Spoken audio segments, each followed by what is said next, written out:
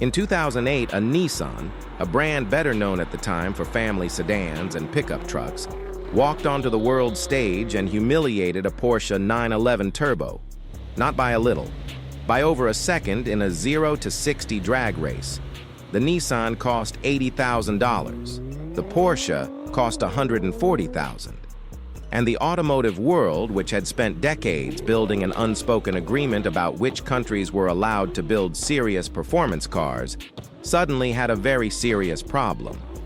That car was the R35 GTR. And what it did to the supercar industry was not just impressive, it was structural. It changed the rules permanently, and the industry has spent the years since trying to catch up.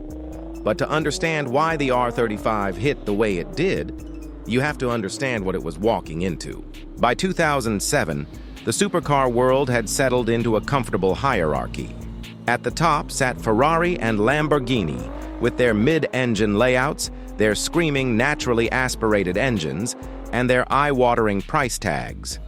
One step below sat Porsche, with the 911 Turbo, which had spent 30 years perfecting the art of taking an unusual layout and making it faster than almost anything else on public roads. And then there was everything else, which, if you were Japanese, meant you were expected to build something fast but not embarrassing, something that would lose gracefully to the European establishment, something like the R34 Skyline GTR, which was genuinely fast and genuinely beloved, but which the Western motoring press had largely treated as an interesting curiosity from a country that did not quite understand what a sports car was supposed to be. Nissan, apparently, had been paying attention to all of this, and they were tired of it. The R35 GTR was unveiled at the Tokyo Motor Show in October 2007, and the specification sheet alone was enough to cause arguments. A twin-turbocharged 3.8-liter V6, producing 480 horsepower in its launch configuration. A dual-clutch gearbox sending power to all four wheels through a transaxle mounted at the rear for near-perfect weight distribution. Launch control built directly into the car's computer system. And a body designed in-house by Nissan's own engineers, without a single iota of apology. The press looked at the numbers and were cautiously optimistic. Then they drove it, and the caution evaporated. The 0 to 60 time Nissan quoted was 3.5 seconds. Independent tests, particularly one by Road and Track using GPS equipment, returned figures closer to 3.3. Some tests, exploiting the launch control system in cooler ambient temperatures, came back under 3 seconds, which, in 2008, was a number that belonged to a very short and very expensive list of cars. But here is what made the R35 genuinely revolutionary, as opposed to merely fast. It was not just fast on a drag strip, it was fast everywhere in ways that should not have been possible given what it was. Nismo, Nissan's motorsport division, took a lightly modified R35 to the Nürburgring in 2008 and set a production car lap record of 7 minutes and 29 seconds. This was faster than the Porsche 911 GT2, faster than the Ferrari 599 GTB, and within striking distance of the Lamborghini Murcielago LP640, which cost 4 times as much. The motoring press, particularly in Europe, did not know what to do with this information. Some praised it unreservedly. Others reached for qualifications. The car was clinical. The steering was too assisted. The experience was too easy, which, if you read between the lines, translates roughly to, "This car is too fast for how it achieves its speed, and that bothers us." What bothered them specifically was the computer. The GTR's performance was inseparable from its electronics. The Atessa ETS all-wheel drive system distributed torque between the front and rear axles thousands of times per second. The vehicle dynamics control system did not just intervene when things went wrong. It actively shaped the car's behavior before things could go wrong. The dual-clutch gearbox changed gears in around 200 milliseconds, faster than any human clutch foot. Critics argued that the car was doing too much of the work, that a driver in a 911 Turbo, if they were talented enough, could access something the GTR denied them. a more analog connection, a more direct relationship between input and outcome. This argument was philosophically coherent. It was also, in the context of what the GTR was trying to do, largely irrelevant. Because the GTR was not built for the track day enthusiast who wanted to feel every nuance of a rear-wheel drive chassis at the limit.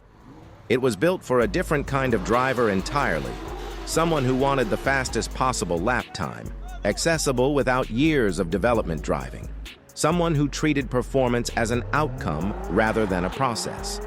In other words, it was built for the modern world. And the modern world, it turned out, agreed with Nissan's approach entirely. The used market for early R35s in Japan moved within weeks of launch. Waiting lists formed at dealerships across Europe and North America. The automotive internet, which was just beginning to take shape as a genuine force in the industry, exploded with dyno runs and lap time comparisons and forum arguments that ran to tens of thousands of posts. And then the modifiers arrived. And this is where the R35 story took a turn that even Nissan had not fully anticipated. The RB26 engine in the R34 had been legendary among tuners, but the VR38 DTT in the R35 was on another level entirely. The block was overbuilt to a degree that suggested Nissan's engineers either knew exactly what they were doing or had badly overspecified their tolerances. Either way, the result was an engine that, with the right combination of turbocharger upgrades, fueling modifications, and engine management changes, could produce power figures that simply should not have been possible from 3.8 liters. By 2010, tuned R35s were producing 700 horsepower. By 2012, the number was over 1,000. Alpha Performance, a New Jersey-based tuning house, built examples producing 1,200, 1,400, eventually north of 2,000 horsepower, running on methanol, with reinforced internals and the kinds of turbochargers normally found on industrial machinery. These cars could run 0 to 60 in under 2 seconds, which, to put it plainly, is a figure that was science fiction for a road-registered car in 2008. And Nissan, rather than fighting the tuner community, quietly supported it. The GTR's ECU was never as locked down as some competitors. The parts availability was excellent. The dealer network, at least in the early years, was willing to look the other way. The relationship between Nissan and the GTR tuning community was, and remains, one of the most productive manufacturer-modifier partnerships in automotive history. Meanwhile, the factory car kept evolving. In 2012, the Nismo edition arrived, producing 545 horsepower from the factory, with recalibrated suspension, reduced weight, and a body kit that generated meaningful downforce. In 2014 came the GTR50, built in collaboration with Idle Design, which pushed power to 720 horsepower and wore a body that finally addressed the one consistent criticism of the original design: that it looked slightly anonymous for something this fast. Then, in 2023, Nissan did something remarkable and, depending on your perspective, either brave or heartbreaking. They announced that the R35 GTR was ending production, not being replaced, not being reinvented as an electric vehicle, simply ending. The final year models, sold as the 2024 GTR Nismo Special Edition, produced 600 horsepower, rode on recalibrated Bilstein suspension, and came in a single color, midnight purple, a direct reference to one of the most beloved colors of the R34 era. It was a goodbye that felt deliberate, a last lap driven properly before the lights went out. The final production number, spread across 17 years of continuous development, came to roughly 90,000 units worldwide. So, what does the R35 GTR actually mean in the broader arc of sports car history? The easy answer is performance per dollar. No car in its price range, across the entire span of its production life, offered comparable straight-line speed, lap times, or all-weather usability. That is simply true, and it is the foundation of the GTR's reputation. But the deeper answer is something more complicated. The R35 was the first car to make the argument loudly and without apology, that electronics were not a compromise. They were a tool, that a car which used computers to optimize performance was not somehow less legitimate than one that demanded more from its driver. That democratizing supercar performance was not a betrayal of some sacred covenant. It was, in fact, exactly what sports cars had always been trying to do. Every driver aids argument that followed in every press conference and every review and every forum thread about modern sports cars has its roots in the debate the R35 started. The Ferrari 458's magneto-rheological suspension, the McLaren P1's IPS hybrid system, the Porsche 992's wet mode traction control. Every manufacturer that subsequently leaned into electronics as performance tools rather than driver aids owed something to the R35's example. And the manufacturers that resisted longest, that clung hardest to the idea of the pure, unassisted driving experience, found themselves being lapped on the Nürburgring by a car from Yokohama. Today, the R35 occupies a fascinating position in the used market. Early 2009 and 2010 cars can still be found for under $40,000 in the United States, which for what they offer remains almost absurd. Mid-generation cars, particularly the 2012 to 2015 Nismo editions, have begun their climb toward collector pricing, and the final 2024 special edition. Examples have been immediately snapped up by speculators who correctly identified that a limited-run final edition of a 17-year production car with this kind of history was not going to depreciate. The GTR community, meanwhile, is one of the most active in the enthusiast world. Owners meet across Japan, Europe, North America, and Australia with a regularity that suggests the car generates a kind of loyalty that transcends its performance numbers.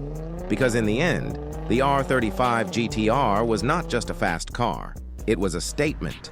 A statement from a company that had watched the supercar establishment dismiss Japanese performance engineering for decades, that had built a reputation on rally victories and touring car championships that the Western press largely ignored, and that had finally decided to make an argument that could not be dismissed. The argument was simple. Point it at a corner. Press the launch control button. Watch what happens. The Porsche had a head start. It did not matter. Whether the R35 is the greatest sports car ever built is a question that will never be settled cleanly. But what is not really up for debate is what it changed. It walked into a room that had been arranged the same way for 30 years and quietly moved all the furniture. And the room has never quite gone back to the way it was.